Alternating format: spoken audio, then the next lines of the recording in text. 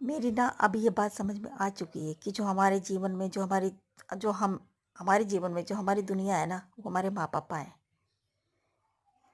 और माँ पापा के द्वारा हम इस दुनिया में अपने जीवन को जीते हैं। वो दुनिया में लाए हमें, वो हमारी दुनिया है, तभी तो हम इस जीवन को जी पाते हैं। तो इसका मतलब कि हमारे माता पिता हमारे जीवन है, एक साधारण उसमें परिभाषा में अगर हम सोचे तो।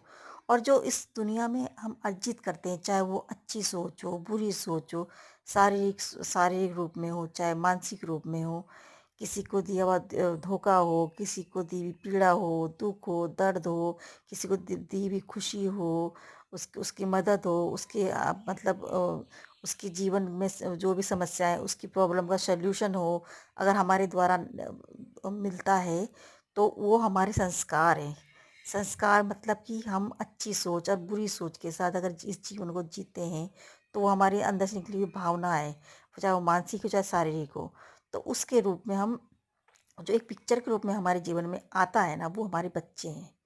बच्चे तो हमारे जो बच्चे, हमारे संस्कार और हमारी दुनिया, इन दोनों में यदि इनबैलेंस हो जाए, तो एक विस्फोटक यानी कि प्राकृतिक आपदा का का जो है कि हमारे जीवन में वो आना संभव है और आएगा। इसके लिए हमें तैयार रहना है, अपने को तैयार रखना है।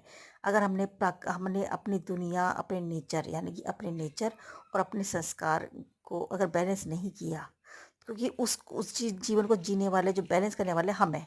हम हम बीच के हैं। इसमें बैलेंस करना हमारी जिम्मेदारी है, हमारी ज़रूरत है। हमारा हमारा अगर हम